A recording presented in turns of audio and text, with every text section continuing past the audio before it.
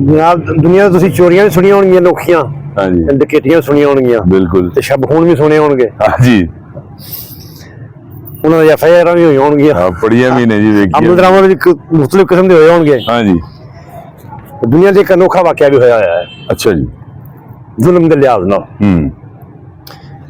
317 ਜਾਂ 18 ਹਿਜਰੀ ਦੇ ਵਿੱਚ ਵਾਕਿਆ ਹੋਇਆ।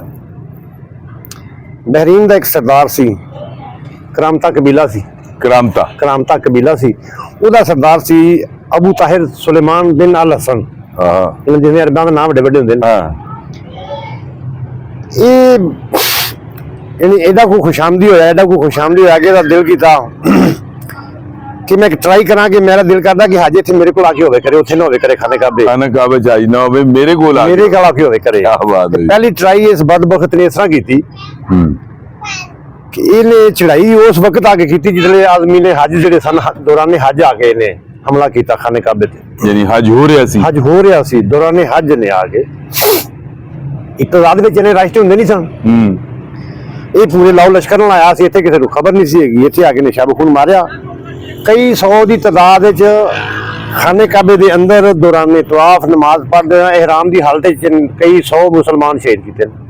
ਅੱਛਾ, ਬਦਬਖਤ ਨੇ। ਫਿਰ ਜਿਹੜੇ ਗਿਰਦਨਵਾਜ ਸਨ ਸਾਈਡਾਂ ਤੇ ਮੁਸਲਮਾਨ, ਉਹ ਹਜ਼ਾਰਾਂ ਦੀ ਤਾਦਾਦ ਨਾਲ ਇਹਨੇ ਸ਼ਹੀਦ ਕਰਕੇ ਦਹਿਸ਼ਤ ਫੈਲਾਈ। ਤੇ ਜਿਹੜਾ ਇਹਦਾ ਮਕਸਦ ਸੀ ਜਿਨ੍ਹਾਂ ਕੋਲ ਲੈ ਕੇ ਆਇਆ ਸੀ, ਇਹ ਸੀ ਕਿ ਮੈਂ ਹਜਰੇ ਅਸਵਦ ਨੂੰ ਪੁੱਟ ਕੇ ਕਰ ਲਿਜਾਣਾ ਹੈ।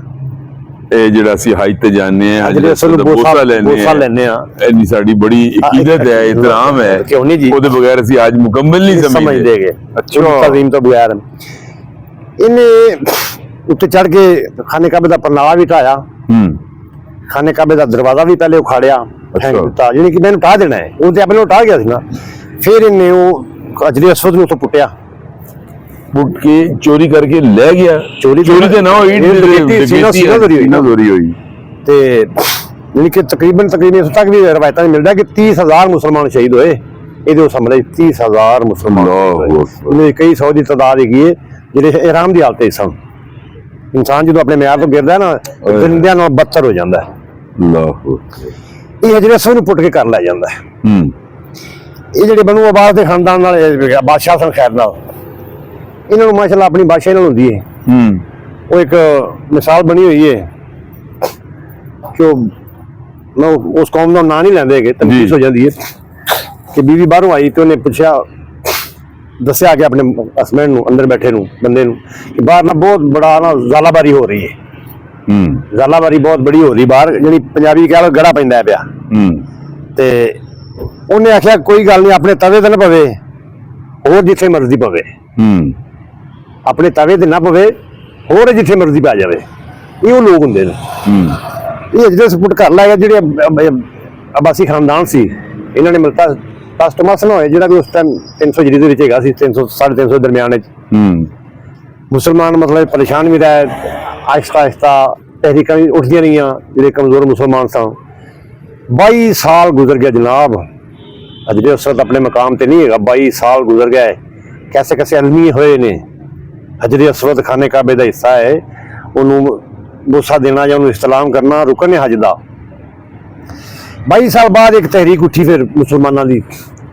ਉਹਨਾਂ ਨੇ ਪਹਿਲੇ ਕੋਸ਼ਿਸ਼ ਇਹ ਕੀਤੀ ਕਿ ਇਹਨੂੰ ਨਾ ਲਾਲਚੀ ਹੈਗਾ, ਇਹਨੂੰ ਆਫਰ ਕਰਾਈ ਜਾਵੇ। ਉਸ ਦੌਰ ਦੇ ਵਿੱਚ ਉਹਨਾਂ 50,000 ਸੁਰਖ ਦਿਨਾਰ ਦੀ ਆਫਰ ਕਰਾਈ ਕਿ ਤੂੰ ਲੈ ਲੈ, ਆਪਣਾ ਲਾਲਚ ਪੂਰਾ ਕਰ ਲੈ ਤੇ ਹਜਰੇ ਅਸਵਦ ਵਾਪਸ ਦੇ। ਦੂਰੋਂ ਦੂਰੋਂ ਮੁਸਲਮਾਨ ਆਉਂਦੇ ਨੇ। ਜਿਹੜਾ ਦਿਨਾਰ ਹੈ ਨਾ, ਜਿਹੜਾ ਆਮ ਦਿਨਾਰ ਹੈ ਨਾ, 4 ਦਿਨਾਰ ਦਾ 1 ਤੋਲਾ ਹੁੰਦਾ ਹੈ। ਉਹ ਦਿਨਾਰ ਸੋਨੇ ਦਾ ਹੁੰਦਾ ਹੈ। ਹਾਂਜੀ, ਇਹ ਟੋਟਲ 50,000 ਦਿਨਾਰ ਨੂੰ ਕਰੀਏ ਨਾ, ਇਹ ਕੁਝ ਤਕਰੀਬਨ 350 ਕਿਲੋ ਬਣਦਾ ਸੋਨਾ। ਛੋਟੀ ਜਿਹੀ ਅਮਾਉਂਟ ਨਹੀਂ ਸੀਗੀ ਆਫਰ ਦੀ। ਇਹਨੇ ਨਾ ਮੰਨਿਆ। ਫਿਰ ਨਾ ਇੱਕ ਅਫਰੀਕਾ ਦੇ ਵਿੱਚ ਇੱਕ ਵਕਤ ਦਾ ਇਮਾਮ ਸੀ ਅਲ-ਮਾਹਿਦੀ ਦੇ ਨਾਂ ਤੇ, ਉਹਨੇ ਫਿਰ ਨੂੰ ਤੜੀ ਕਰਾਈ। ਉਹਨੇ ਕਿਹਾ ਜਿਹੜੀ ਤੈਨੂੰ ਮੁਸਲਮਾਨ ਆਫਰ ਕਰਾਉਂਦੇ ਪੈਣ ਨਾ, ਤੂੰ ਆਪਣਾ ਲਾਲਚ ਪੂਰਾ ਕਰ ਲੈ ਲੈ, ਅਗਰ ਤੂੰ ਨਹੀਂ ਕਰਾਂਗਾ ਨਾ ਤਾਂ ਫਿਰ ਤੇਰੇ ਤੇ ਮੈਂ ਚੜਾਈ ਕਰਾਂਗਾ। ਇਹਨੂੰ ਉੱਥੋਂ ਵੀ ਫਿਰ ਖੌਫ ਖਾਦਾ। ਫਿਰ ਵਿੱਚ ਬੰਦੇ ਬੁਲਾ ਕੇ ਵਿੱਚ ਚਲ ਠੀਕ ਹੈ ਜੀ ਅਸੀਂ ਦਿੰਦੇ ਆ। ਇਹਨੇ ਫਿਰ ਨੂੰ ਪੱਥਰਾਂ ਦੇ ਵਿੱਚ ਮਿਕਸ ਕਰ ਦਿੱਤਾ ਉਹਨੂੰ, ਹਜਰੇ ਅਸਵਦ ਨੂੰ। ਚਲੋ ਮੈਂ ਕਹਿੰਦਾ ਉਹਨੇ ਕੋਈ ਨਿਸ਼ਾਨੀ ਆਪ ਰੱਖ ਲਈ ਹੋਈ, ਉਹਨੇ ਇੱਥੇ ਮਿਕਸ ਹੋ ਗਿਆ, ਮੇਰੇ ਕੋਲ ਧਿਆਨ ਨਹੀਂ ਆ ਜੀ, ਲੱਭ ਲਵੋ। ਉਹ ਜਿਹੜੇ ਮੁਜਾਹਿਦ ਗਏ ਰਿਸੀਵ ਕਰਨ ਵਾਸਤੇ ਜਿਹੜੀ ਫੌਜ ਘੱਲੀ ਸੀ ਉਹਨਾਂ ਲੋਕਾਂ ਨੇ, ਤਨਜ਼ੀਮ ਵਾਲਿਆਂ ਨੇ, ਉਹਨਾਂ ਨੇ ਉੱਥੋਂ ਤਲਾਸ਼ ਕੀਤਾ ਲੇਕਿਨ ਉਹਨੂੰ ਨਾ ਮਿਲ ਸਕੇ। ਉਹਨਾਂ ਵਾਪਸੀ ਦੱਸਿਆ ਵੀ ਉਹ ਤਾਂ ਇਸ ਤਰ੍ਹਾਂ ਮਿਕਸਰ ਨੇ ਕਰ ਦਿੱਤਾ ਬੁਰੀ ਨੀਅਤ ਦੇ ਨਾਲ ਉਸ ਬਦਬਖਤ ਨੇ, ਤੇ ਉਹ ਕੀ ਬਣੇਗਾ ਹੁਣ। ਉਹ ਫਿਰ ਇੱਕ ਤਸ਼ਵੀਸ਼ ਦੀ ਲਹਿਰ ਦੌੜੀ ਫਿਰ ਜਿਹੜੇ ਉਸ ਦੌਰ ਦੇ ਉਲਮਾਏ ਹੱਕ ਸਨ ਜਿਨ੍ਹਾਂ ਨੂੰ ਇਲਮ ਦੇ ਉੱਤੇ ਅਬੂਰ ਸੀ, ਉਹਨੇ ਕਿਹਾ ਕੋਈ ਮੁਸ਼ਕਲ ਕੰਮ ਨਹੀਂ ਹੈਗਾ, ਅੱਛਾ ਜੀ। ਅਜਰੇ ਸੇ ਮਿਲ ਜਾਏਗਾ। ਹਾਂ। ਅਗਰ ਉੱਥੇ ਹੈ ਤੇ ਭਾਵੇਂ ਉਹ 2200 ਪੱਥਰ ਹੈ, ਭਾਵੇਂ ਉਹ 22 ਲੱਖ ਪੱਥਰ ਹੈ, ਉਹਨਾਂ ਦੀ ਕਿਸੇ ਨੇ ਉਹਨਾਂ ਪੱਥਰਾਂ ਨੂੰ ਅੱਗ ਲਾ ਦਿਓ, ਅੱਗ ਲਾ ਦਿਓ। ਹਜਰੇ ਅਸਵਦ ਨਾ ਤੇ ਗਰਮ ਹੋਵੇਗਾ ਆਹ। ਨਾ ਉਹਦੇ ਉੱਤੇ ਕੋਈ ਚੀਜ਼ ਸੜੇਗੀ, ਬਾਕੀ ਅੱਲਾਹੁ ਪੱਥਰ ਅਕਬਰ। ਫਟ ਵੀ ਜਾਣਗੇ। ਐਸਾ ਹੀ ਕੀਤਾ ਗਿਆ, ਉੱਥੋਂ ਪੱਥਰ ਨਿਕਲ ਆਇਆ ਮਾਸ਼ਾਅੱਲਾ ਹਜਰੇ ਅਸਵਦ। 22 ਸਾਲ ਬਾਅਦ ਆ ਕੇ ਦੁਬਾਰਾ ਹਰਮੇ ਕਾਬਾ ਦੇ ਵਿੱਚ ਨਸਬ ਹੁੰਦਾ ਹੈ। ਉਸ ਤੋਂ ਬਾਅਦ ਉਹ ਜਿਹੜਾ ਬਦਬਖ ਸੀ ਨਾ ਅਬੂ ਤਾਹਿਰ ਜੀ ਸੁਲੇਮਾਨ, ਉਹਨੂੰ ਅੱਲਾਹ ਦੀ ਜ਼ਾਤ ਨੇ, ਜਿਹਨੂੰ ਤੁਸੀਂ ਅੱਜ ਜਾਂਦੇ ਨੇ ਦਾਣੇ ਜਿਸਮ ਦੇ ਦਾਣੇ ਨਿਕਲਣ, ਚੀਚਕ ਕਹਿ ਲਵੋ। ਚੇਚਕ ਹਾਂਜੀ ਚੀਚਕ ਦੇ ਐਡਾ ਜ਼ਾਲਮ ਹਮਲਾ ਹੋਇਆ ਕਿ ਉਹਦਾ ਜਿਸਮ ਫਟ ਗਿਆ ਸੀ। ਅੱਲਾਹ ਦੀ ਜ਼ਾਤ ਪਾਕ ਨੇ ਫਿਰ ਇਬਰਤ ਦਾ ਨਿਸ਼ਾਨ ਨੂੰ ਇਸ ਤਰ੍ਹਾਂ ਬਣਾਇਆ ਸੀ। 22 ਸਾਲ ਬਾਅਦ ਖਾਨਾ ਕਾਬਾ ਦੇ ਉਸ ਕੋਨੇ ਤੇ ਆ ਕੇ ਜਦੋਂ ਨਸਬ ਹੋਇਆ, ਇਹ ਅਲਮੀਆ ਹੋਇਆ ਹੈ। ਇਹ ਅਲਮੀਆ ਹੋਇਆ ਹੈ। ਔਰ ਵੇਖੋ ਕਿ ਇਹ ਵਾਕਈ ਐਸੀ ਚੋਰੀ ਹੈ ਜਿਹੜੀ ਡਕੈਤੀ ਹੈ, ਡਕੈਤੀ ਵੀ ਨਹੀਂ, ਪਤਾ ਨਹੀਂ ਕੀ ਹੈ, ਪਤਾ ਨਹੀਂ ਕੀ ਹੈ, ਜ਼ੁਲਮ ਹੈਗਾ, ਜ਼ੁਲਮ ਹੈਗਾ। ਜ਼ੁਲਮ ਦੀ ਇੰਤਹਾ ਹੈਗੀ। ਤੇ ਮਹਾਰਾਜ ਵਾਜੀ ਮੀਆਂ ਸਾਹਿਬ ਬੜੇ ਬੜੇ ਵਾਕਈ ਐਸੇ ਜਿਹੜੇ ਹੋ ਸਕਦਾ ਹੈ ਜੀ ਕਿ ਆਪਣਾ ਸਾਰੇ ਬੰਦਿਆਂ ਨੂੰ ਇਹਦਾ ਇਲਮ ਨਾ ਹੋਵੇ, ਕੁਛ ਨੂੰ ਹੋਵੇ, ਹਾਂ, ਬਿਲਕੁਲ ਐਸਾ। ਲੇਕਿਨ ਮੈਂ ਵੀ ਸੁਣਿਆ ਸੀ, ਲੇਕਿਨ ਇਹ ਜਿਹੜੀ ਇਹਦੀ ਪਿੱਛੇ ਬੈਕਗ੍ਰਾਉਂਡ ਸੀ ਹਾਂ। ਉਹ ਤੁਸੀਂ ਸੁਣਾਇਆ ਹੈ। ਚਲੋ ਜ਼ਿੰਦਾਬਾਦ ਮੀਆਂ ਸਾਹਿਬ, ਬਹੁਤ ਸ਼ੁਕਰੀਆ।